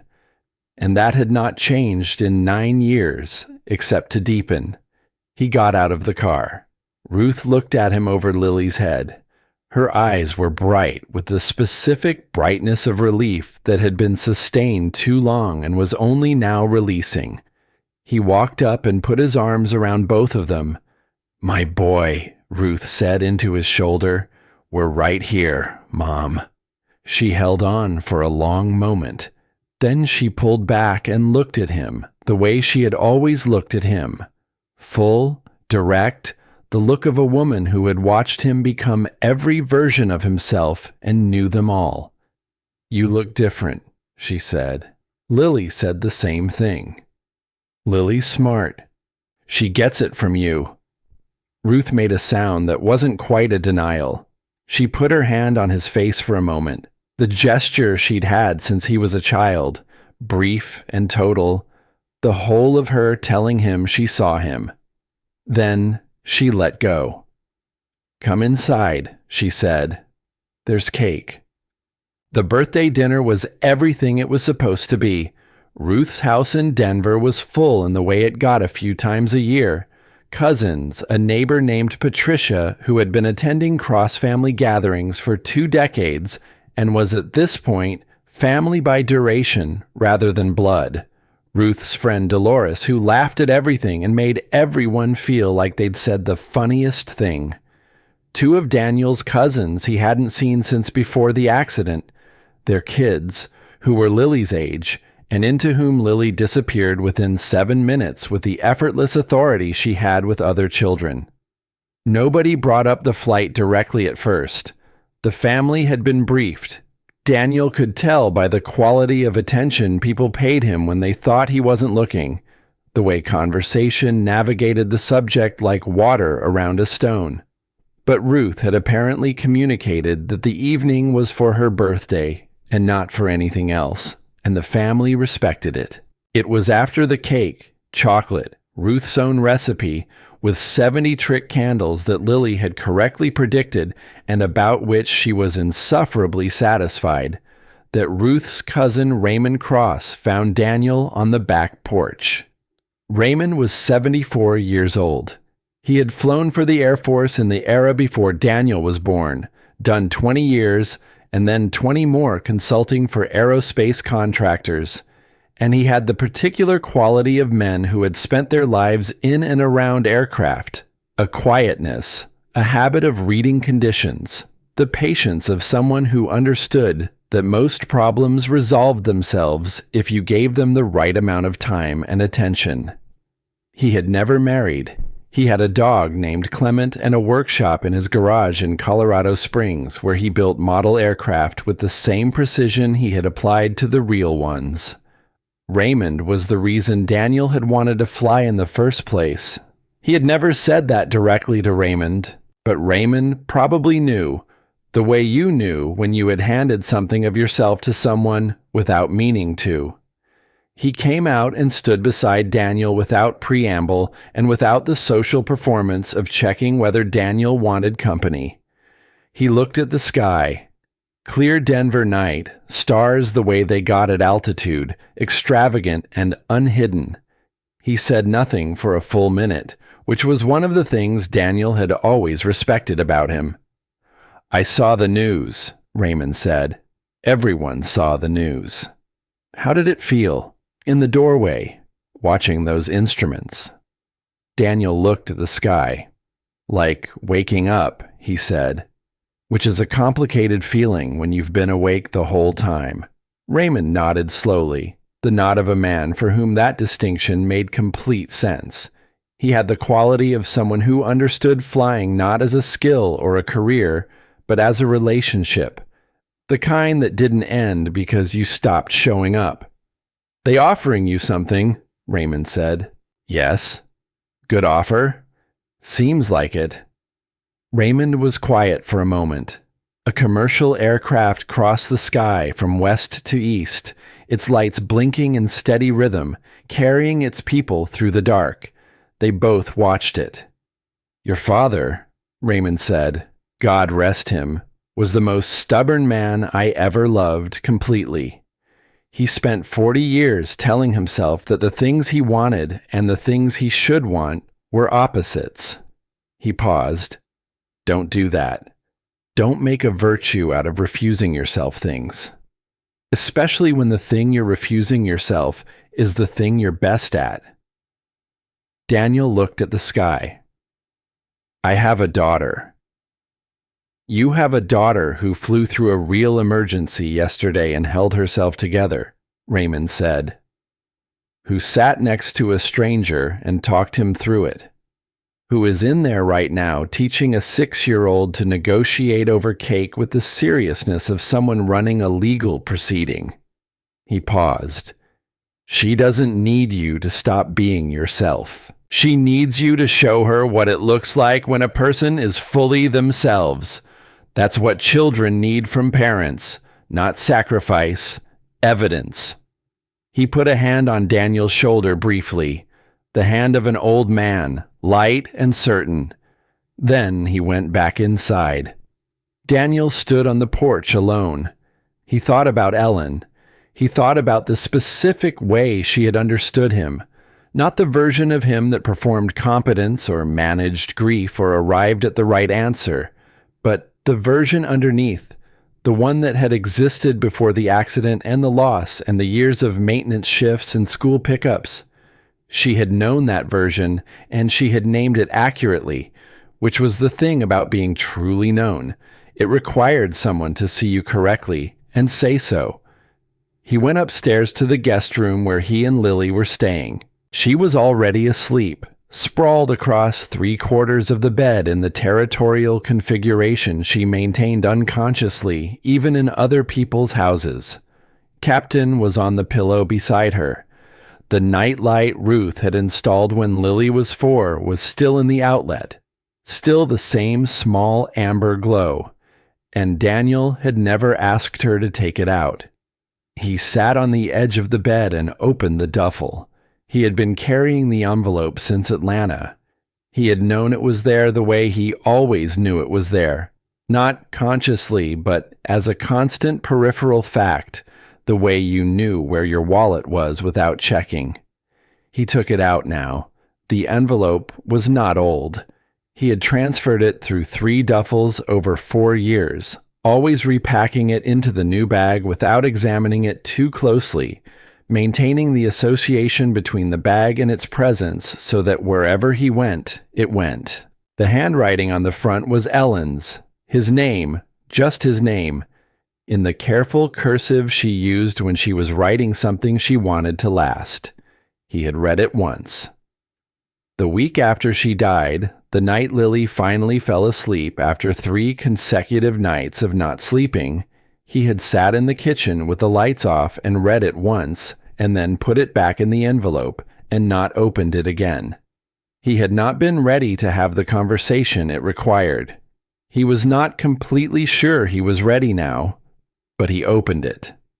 Her handwriting inside was the same as outside. Deliberate, unhurried. She had written it during the last month. He could tell by the slight irregularity in some of the letters, the places where her hand had been less steady than she wanted it to be. She did not mention being sick. She never mentioned it in writing, a choice he had understood and respected even when it cost him. She wrote about Lily first.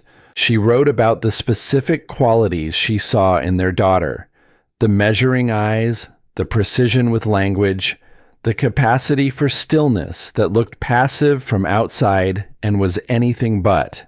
She wrote that Lily had his best things and her own things, and some things that were entirely new, which was what children were for, she said, not continuation, expansion. Then she wrote about flying.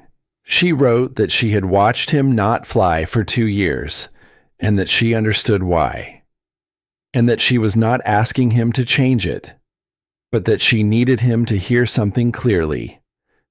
The thing he was protecting was not the thing he thought he was protecting. He was not protecting Lily by keeping himself small. He was protecting himself, which was reasonable and human, and also, at some point, was going to cost them both more than he realized. She wrote, "The sky isn't going anywhere, and neither am I, whatever that means from where I'm writing this. Find a reason to start again. Not for me. For the version of yourself that Lily deserves to know." He folded the letter. He held it for a moment. Then he put it back in the envelope and set it on the nightstand rather than the duffel, which was the first time in 4 years he had done that, and it felt like a small declaration of something. Lily stirred. Her eyes opened partway. The unfocused look of someone surfacing briefly from deep sleep. She saw him sitting there in the ambient light of the old nightlight. "Dad," she said, thick with sleep. "Right here." She looked at him for a moment with the half-awake version of the measuring eyes. "Are you going to call that man tomorrow?" she asked. "The airline man." "Yes," he said. She nodded, or made the motion of a nod, already descending back toward sleep. "Good," she said. And then, quieter, almost not a sentence. "Mom would be glad." He sat with that for a long time after her breathing evened out again. Outside, Denver was quiet in the way cities got quiet at this hour.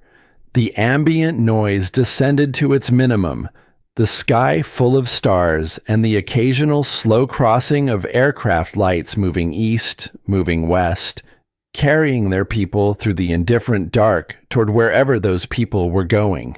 He watched one until it disappeared behind the roofline. Then he picked up his phone and opened a new message to Tom Hadley. It was late. Too late for a business call.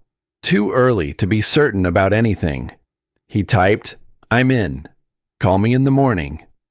He looked at it for a moment. He sent it. He lay back on his side of the bed and looked at the ceiling and listened to Lily breathe. And did not sleep for a while.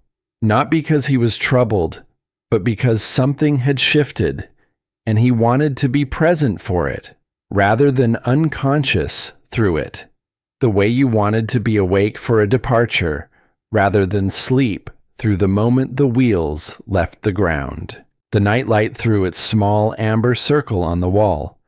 Captain watched from the pillow with the impassive dignity he had always maintained.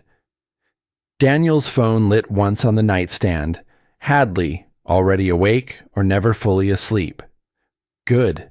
See you soon. He closed his eyes. The decision had been made the way real decisions were made, not in the moment of announcement, but in all the accumulated moments before it.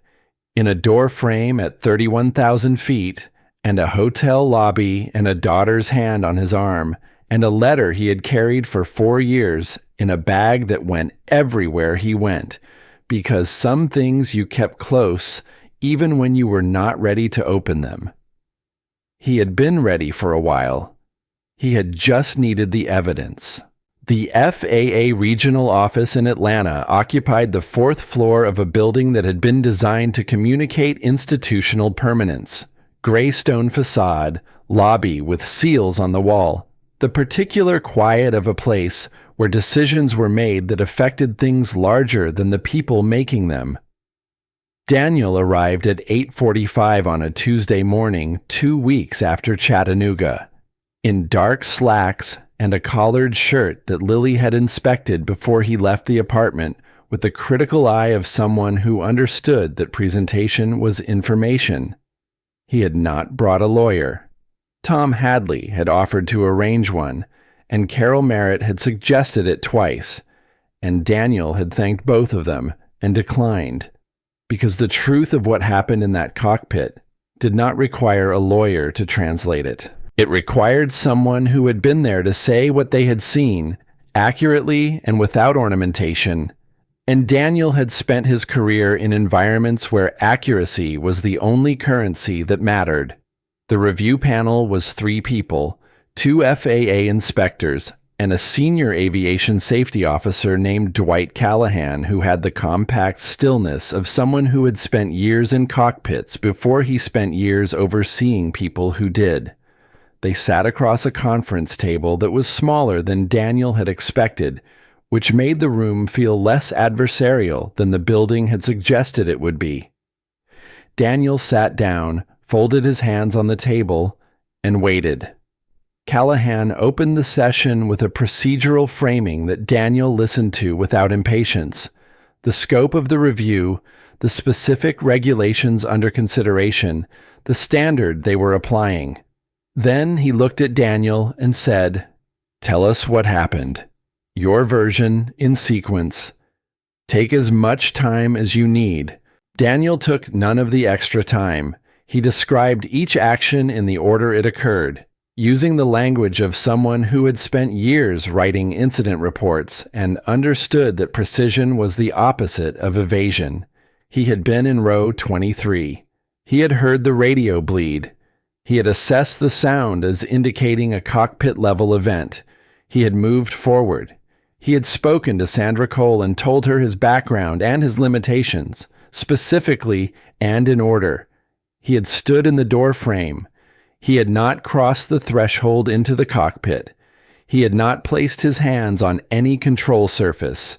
He had asked questions. First Officer Reeves had answered them and had flown the aircraft.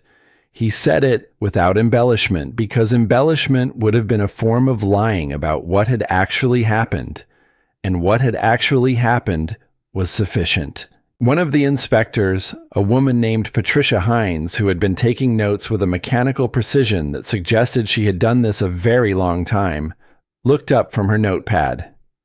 At any point, did you physically operate any flight controls? No.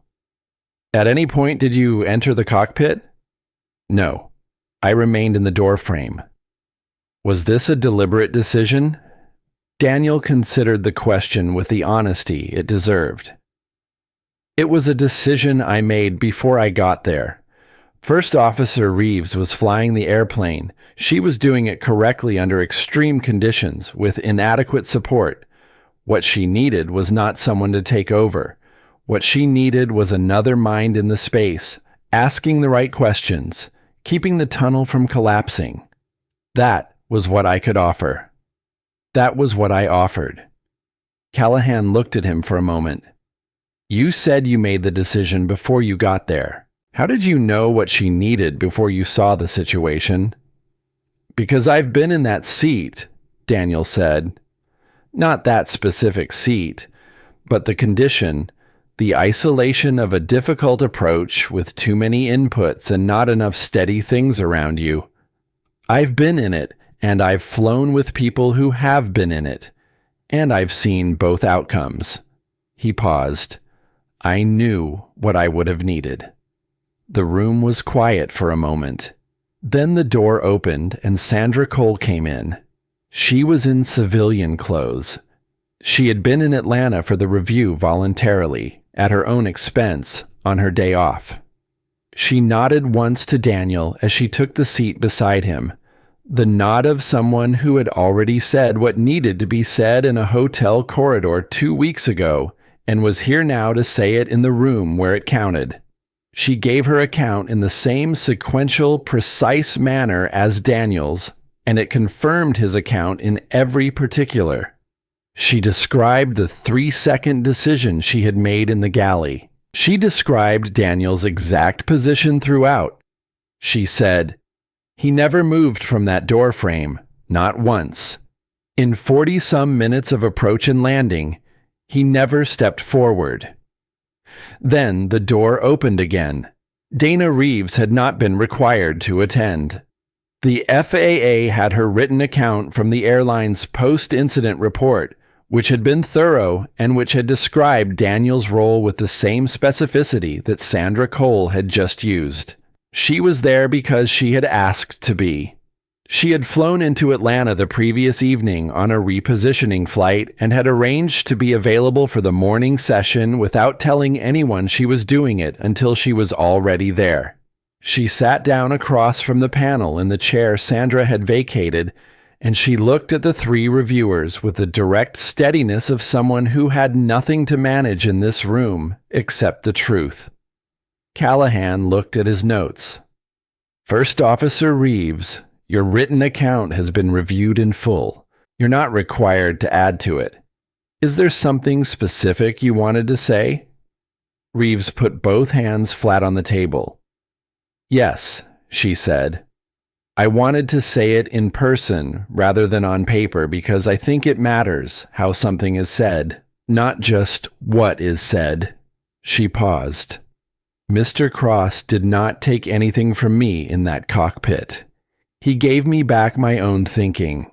At the point when he appeared in that doorframe, I was handling the inputs correctly, but I was handling them alone.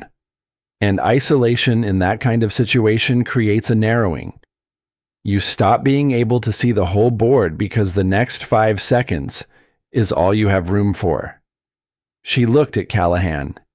He asked me questions, not rhetorical questions, real ones. And in answering them, I could hear myself think clearly again. That is not a procedure. That is not in any manual I have read. And it is the reason 287 people are home with their families. She stopped. I wanted the panel to hear that from my mouth, not from a form. The panel was quiet. Patricia Hines had stopped writing.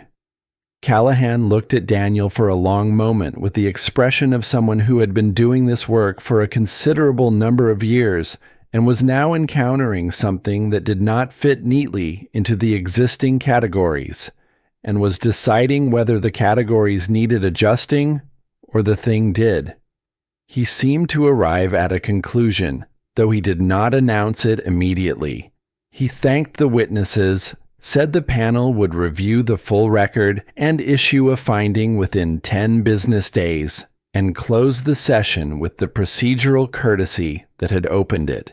In the hallway outside, Daniel stood with Sandra Cole and Dana Reeves in the particular aftermath of something that had been prepared for and was now over. The specific decompression of sustained readiness. Sandra said she needed to catch a train and shook Daniel's hand and told him she was glad he had been in row 23. He told her he was glad she had made the decision in the galley. She left. Reeves stood beside him near the elevator, looking at the floor numbers changing above the doors. "How do you think it went?" she asked. "Honestly?" He considered. "The CVR and ATC transcripts say exactly what happened. The panel has 3 people's accounts that are consistent down to the positioning. There's nothing to find because there's nothing there." He paused. "It'll be fine." She nodded. The elevator came. She held it for a moment. "Are you going back to flying?" "Working on it." Something settled in her expression. Not quite a smile, something more specific than that. "Good," she said. "The airspace needs people who know how to ask the right questions." The doors closed. The FAA finding came in 9 days, rather than 10. Carol Merritt called Daniel at 7:40 in the morning on a Wednesday, which told him she had been waiting for the document to arrive before the business day officially started. The finding was unambiguous, no violation. Daniel Cross had not entered the cockpit, had not operated any flight control, had not exceeded the boundaries of lawful presence as a passenger in the forward area of the aircraft. The review was closed.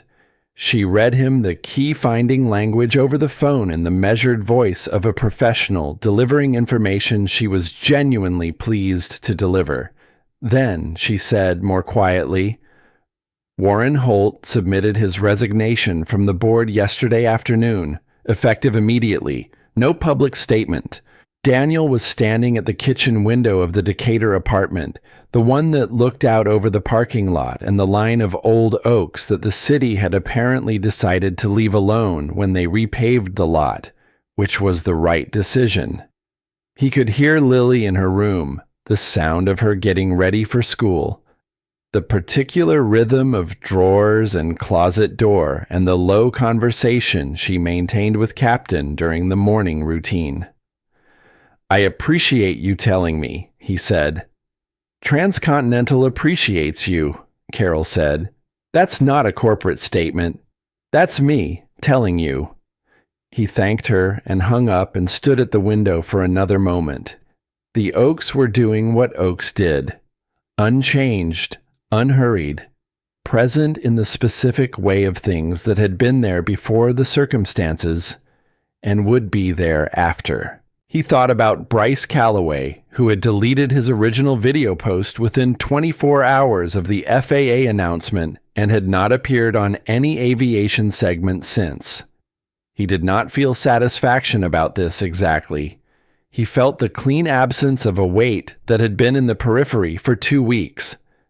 Lily appeared in the kitchen doorway in her school clothes, backpack on, Captain tucked under her arm. Was that the airline? FAA, he said. It's done. She read his face for exactly 2 seconds. Good done or bad done? Good done. She nodded with the completeness of someone crossing an item off a list she had been maintaining internally. Okay, she said. Can we have the pretzels at the airport on the way to get your new badge? He looked at her. How do you know about the badge? You left the paperwork on the counter. She was already opening the refrigerator for her juice. The Transcontinental logo is very recognizable. He could not argue with that, so he didn't try. Margaret Ashford called at 10 that morning. He was at the Transcontinental training facility in Midtown, sitting in a waiting area outside Tom Hadley's office while Hadley took a call, when her name appeared on his screen. He had not heard from her since the business card in the Marriott lobby. He looked at the name for one ring, then answered. She did not open with pleasantries, which he had expected. She said, I saw the FAA finding. A pause. I want to say something I should have said 2 weeks ago in the hotel lobby and didn't because I wasn't sure I had earned the right to say it yet. He waited. What I said at the boarding gate was not a mistake in the sense of an error. It was a revelation. It showed me something about myself that I had been successfully not seeing for a long time. Her voice was even, not performative, the voice of someone reporting an observation. I've been thinking about what you said, that you've been called worse by more dangerous people in darker places. And I've been thinking about what it means that you said that without bitterness. Because I am not sure I would have. A pause. I'm not sure I would have. Daniel looked at the training facility's lobby, the framed photographs of aircraft along one wall, the quiet purposefulness of the place, the specific quality of an institution where people came to become qualified to do something that mattered. What did you want to say? He asked. That the program offer I mentioned, the input I asked for, I've been building it out. It's not vague anymore. I have 3 companies lined up who would partner on a hiring initiative specifically targeting veterans and career-interrupted professionals, people who have been stopped and started, people the standard filters miss. She paused. I'd like your perspective on how it's structured, specifically around aviation, but not exclusively. I think you understand something about what people need to find their way back that I don't understand yet. He considered this. You could find consultants for that. I could, she said. I'm asking you. He looked out the lobby window at the Midtown skyline, gray and steady in the November morning. He thought about the business card that had been in his jacket pocket for 2 weeks, next to Frank Odom's note, next to the folded edge of something he had finally moved to the nightstand. He thought about what Lily had said at the breakfast table in Denver. You can want things. That's allowed. Send me what you have, he said. I'll look at it. A beat. Thank you. She said it the way people said something when they meant more than the words carried, and knew it, and said them anyway because they were the words available. Hadley appeared in his doorway and waved Daniel in. Daniel told Margaret he had to go. She said, of course. He put the phone in his pocket and walked into Hadley's office, where the folder on the desk was already open to the first page of the program plan, and outside the window the Atlanta sky was doing what the Atlanta sky did in November, gray and flat and present, offering nothing in particular and withholding nothing in particular. The simulator session was scheduled for a Thursday, 6 weeks into the program. Hadley had designed the reintegration curriculum around Daniel's specific background, not from scratch, but from the existing framework he had developed across 2 previous cases, adjusted for 11 years of tactical experience and 4 years of absence. The first weeks had been ground school, systems review, the academic scaffolding that preceded the physical reacquaintance. Daniel had moved through it, the way he had moved through training the first time, without impatience, without the overconfidence that sometimes accompanied returning expertise, just attention. The simulator bay was in a building adjacent to the main training facility, a windowless space with the ambient hum of equipment and the particular sensory anticipation of a room where conditions were about to be manufactured. The sim itself was a full-motion 737 model, visually indistinguishable from the real aircraft's cockpit at operating level, which was the point. Lily had asked to watch through the observation window. Hadley had said yes before Daniel had finished translating the request into words. She was standing at the glass when Daniel entered the sim bay, captain under her arm, wearing the expression she wore when something important was about to happen, and she wanted to see all of it. Daniel climbed into the left seat. The sensation was not nostalgia. It was more immediate than that and less sentimental. The body's recognition of a geometry it had inhabited thousands of times, the specific angles and distances that hands knew before the mind confirmed them. The seat adjusted to his position with the hydraulic precision of designed equipment. The instruments came alive around him in their familiar arrangement. He placed his hands on the yoke, not gripping, just resting, the contact of reintroduction, and felt something in his chest that had no precise name settle into a configuration it had been searching for across 4 years of maintenance corridors and school pickups and the particular discipline of choosing a life that worked over a life that sang. Hadley was in the right seat with an instructor's tablet and the patient quality of someone who had watched people come back to things they had left and understood the specific nature of that experience. He did not say anything. He gave Daniel the silence of the moment, which was the right thing to give. The scenario loaded. Weather, crosswind 17 knots, gusting. Ceiling, 2,200 feet. Instrument conditions. The numbers on the altimeter read 31,000. Daniel looked at them and thought, briefly, and without dwelling on it, about a doorframe over Chattanooga, about a young woman's hands on the yoke and the sound of 287 people putting something down all at once. He ran the pre-flight check with the systematic completeness of someone for whom the procedure was not a formality, but a discipline. Each item in sequence, each confirmation genuine rather than performed. His hands moved across the panel with a fluency that did not diminish with absence, the muscle memory that lived in a different register than the kind that could be forgotten. Hadley watched him work. He said nothing through the checklist, nothing through the initial configuration, nothing through the first 20 minutes of the scenario as Daniel flew the aircraft through a building weather system with the attention of someone who was not demonstrating anything to anyone but simply doing the thing correctly because it was what the situation required. At the point in the approach where the crosswind shifted and the ceiling dropped another 200 feet and 3 separate alerts came in sequence. Daniel made 4 decisions in approximately 11 seconds, each one derivative of the previous, each one correct in the way that correct decisions were correct, not triumphant, just accurate, the quiet precision of someone who knew where the edges were and stayed away from them. The wheels touched down, firm, exactly calibrated, the way it felt when a landing was not a relief, but a completion.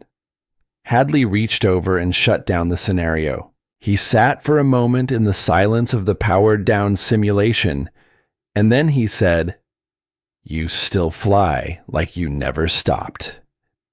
Daniel looked at the dark instruments. "Because I never did," he said. "Not in here."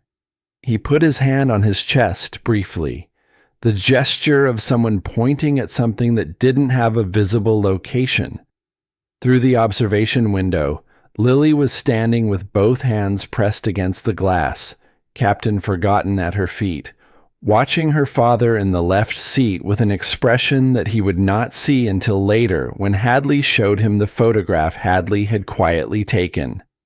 An expression that was not surprise, not relief, not the performed pride of a child who understood she was supposed to be proud. It was something simpler and more complete than any of those. It was recognition. The look of someone seeing a thing they had always known to be true, confirmed in front of their eyes. The ceremony was on a Friday in December. Transcontinental's Atlanta offices had a conference room on the 14th floor with floor-to-ceiling windows that looked out over the city and the airport's distant runways, where aircraft moved in their constant choreography of departure and arrival, unhurried from this height, deliberate and endless. Hadley had kept the guest list to 40 people, which was the right size for something that was real rather than performed. Daniel stood at the front of the room in the dark slacks and collared shirt that Lily had again inspected, and Hadley read the formal language of the certification aloud. The hours logged, the assessments completed, the standards met. And then he read the additional announcement. The National Pilot Reintegration Program, Federal Designation Pending, curriculum co-developed by Captain Daniel Cross, whose path from fighter pilot to airport maintenance to the flight deck again is the argument the program makes better than any brochure could. Designed for veterans and career-interrupted aviators who had left the flight deck for the right reasons and deserved a pathway back. Raymond Cross, 74 years old, had driven up from Colorado Springs that morning. He stood to the left of the front row, and when Hadley finished reading, he came forward and pinned the captain's wings to Daniel's chest with the steady hands of an old man who had done this before in a different building in a different decade and understood what it meant both times. He did not speak. He did not need to. Lily was in the front row center. She had worn her good dress, the navy one with the small white collar that she reserved for occasions she had decided were serious. Captain was not under her arm. He was sitting on the chair beside her, positioned to see the front of the room, which she had arranged with the care of someone who understood that certain things were witnessed and certain things were not. When Hadley said Captain Daniel Cross and Raymond's hands found the wings, and the room responded with the sound of 40 people for whom this moment meant something, Lily did not cry. She looked at her father with the measuring eyes that had always been the most accurate instrument in any room he had ever been in, and she held his gaze, and she nodded once, small, certain, complete. The nod of someone whose faith had been confirmed rather than rewarded. She had never doubted it. She had only been waiting for him to catch up. Margaret Ashford was near the back of the room. She had not been on the formal list. She had asked Hadley if she could attend, and he had said yes without consulting Daniel, which was the right call. She was standing rather than sitting, and she was watching the front of the room with an expression that had nothing of the boardroom in it, nothing deployed, nothing managed. Just a person in a room watching something that mattered and knowing that it mattered. When Daniel's eyes found her across the room, she did not look away. She held his gaze for a moment with the steadiness of someone who had decided to stop performing and had not fully learned yet what to replace the performance with, which was its own kind of courage. She nodded. Small, genuine. He nodded back. Then, because the room was beginning to move around them, and the moment had a natural end, he crossed to where she was standing. Not dramatically, just directly, the way he moved toward everything that mattered. She did not arrange her expression when she saw him coming. That, more than anything else in the past 6 weeks, told him something true about where she had arrived. "You came," he said. "I wasn't on the list." A beat. "I came anyway." He looked at her for a moment. Not the assessment he had done at the boarding gate, not the careful reading of someone managing a situation, just a person looking at another person who had done a hard thing and come out the other side of it, changed. "The program," he said. "Send me the full draft. I'll give you real feedback, not the polite kind." Something shifted in her face that was not quite a smile, but was the architecture of one, the early framing before the expression arrived. "I was counting on that," she said. Lily appeared at Daniel's elbow, captain under one arm, looking up at Margaret with the measuring eyes she reserved for adults she had not yet fully categorized. Margaret looked down at her. The silence between them lasted exactly as long as it needed to. "You were on the plane," Lily said, not accusing, stating. "I was," Margaret said. Lily considered this with the thoroughness she brought to all verdicts. "Captain was, too," she said finally, and held up the rabbit with the gravity of someone making a formal introduction. "He remembers everything." Margaret looked at Captain for a moment with an expression that had nothing corporate in it. Then she looked at Lily. "I'll keep that in mind," she said, and she meant it in more than one direction. Daniel put his hand briefly on Lily's shoulder, not steering, just present. He looked at Margaret one more time, the look of two people who had started in the wrong place and found their way to a different one, which was not the easiest route, but was, in the end, the only honest one. "We'll talk," he said. "We will," she said. That was enough. It was, in fact, exactly enough. Not a conclusion, but a beginning, which was the better thing to be. They went back to Chattanooga on a Saturday in January, 3 weeks after the ceremony. No particular reason, except that Lily had asked in the direct way she asked for things she had thought about carefully. Could they go back and see the runway?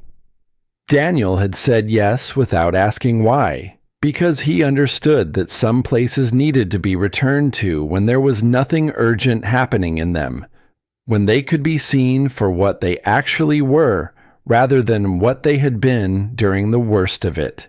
The airport was quiet on a Saturday morning. A regional terminal, unhurried. The particular stillness of a place between purposes.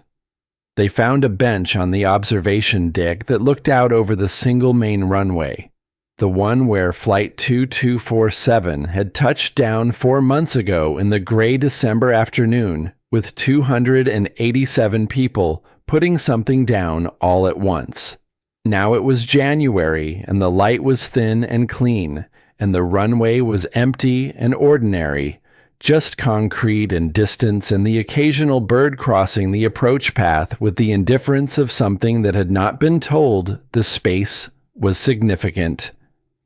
Lily sat beside him, with Captain in her lap. She looked at the runway for a while without speaking. Then she looked at the sky, the particular shade of winter blue that existed at this latitude in this month, and she said, "Mom would have liked this." Daniel looked at the runway. "She would have said the approach lights are prettier than the ceremony lights." Lily smiled. The real one, the slow one. "That sounds exactly like her." They sat without filling it. The bench was cold through their jackets, and neither of them suggested leaving. A commuter aircraft came in from the north on a long final, gear down, moving with the deliberate precision of something that knew exactly where it was going and had the patience to get there correctly. They both watched it touch down, firm, clean, right, and roll out toward the terminal without drama. Lily exhaled slowly. Frank Odom appeared from the direction of the terminal entrance 20 minutes after they arrived. He was wearing his coat and carrying his crossword book and moving with the careful purposefulness of a man who had somewhere specific to be. He said he had been passing through Chattanooga on other business and thought he would stop by the airport for old time's sake, which was the kind of thing people said when the true explanation would require more sentiment than they were prepared to perform. Daniel did not challenge it. He moved over on the bench and Frank sat down and looked at the runway with the expression of a man visiting something that had earned his respect. They sat together for a while, the three of them and Captain, watching the empty runway do nothing in particular. The silence between them had the quality of something that did not need to be filled. The comfortable quiet of people who had been through the same thing and understood that the thing did not always require discussion to be honored. Frank completed a single crossword answer without looking at them. 7 letters, he said, means to restore something to its original purpose. He filled it in. Reclaim, he said, satisfied. Daniel looked at the runway. That works, he said. 12 months later, Daniel walked through the jetway at Hartsfield-Jackson in the dark navy uniform of a transcontinental captain, the wings on his chest catching the fluorescent light of the corridor in the brief way of things that were present but did not announce themselves. The morning gate was the usual controlled choreography. Passengers boarding, crew checking, the organized departure of a Tuesday that was ordinary for everyone, except in the ways that all departures were not ordinary, the ways that never became routine, no matter how many times you did it. Lily was 10 now. She stood at the gate entrance with Captain under her arm and her solar system backpack, watching her father move through the jetway with the eyes she had always used for things she was certain of. She did not wave. She did not call after him. She watched him go with the complete stillness of someone who understood that this was not an ending requiring acknowledgement, but a continuation requiring witness. Dana Reeves was coming the other direction through the gate, finishing a turn, her own wings catching the same light. She and Daniel passed in the corridor with the brief nod of people who had shared something that did not require ongoing reference. Acknowledged, carried, not performed. She looked at Lily as she came through the gate, and Lily looked back at her with the measuring eyes, and something passed between them that had no words and did not need any. The cockpit was the size it always was. Daniel settled into the left seat, ran the pre-flight check with the systematic completeness of someone for whom the procedure was not routine, but was, rather, a form of respect. For the aircraft, for the people behind the door, for the discipline that made all of it possible. His hands moved across the panel with the fluency of recovered knowledge, the kind that lived below decision. At the corner of the instrument panel, held in place by a small strip of tape that he had replaced twice in the past year because some things were worth maintaining, a piece of paper in Lily's handwriting, the letters careful and large. Fly safe, come home. L and Captain. Below it, in handwriting that was not Lily's, older, slightly irregular, the letters of someone whose hand had been less steady than she wanted it to be when she wrote them. Find a reason to start again. He had found it. Outside the cockpit window, the tarmac moved with its constant purposeful activity. The ground crews and fuel trucks and baggage carts performing the machinery of departure that had been performing itself every morning of his working life from one side or the other. He had fixed the equipment that made this possible. Now he flew the thing itself. Both were true. Neither canceled the other. The engines spooled up. The aircraft began to move. Lily's voice, in the particular way it arrived when he needed it most, quiet and certain as the sky. The sky never closes. It just waits. I think that's true about most things worth going back to. The wheels left the ground. He did not look down at Atlanta this time. He had looked down at it before, from this altitude, through different windows, in different configurations of himself. He knew what it looked like. He knew the way the highway spread and the buildings caught the early light, and the whole city performed its ordinary indifference to the fact that something was happening above it. He had been below, looking up. Now he was above, looking forward. He climbed through the cloud layer and into the clear air above, and the sky opened the way it always opened at this altitude. Not dramatically, just completely. The way a thing looked when there was nothing left between you and it. Below, the world doing what it did. Above, the specific shade of blue that had been there the whole time. He leveled off, set the heading, checked the instruments in the sequence that had never left him. It had waited. He had come back. The rest was flying.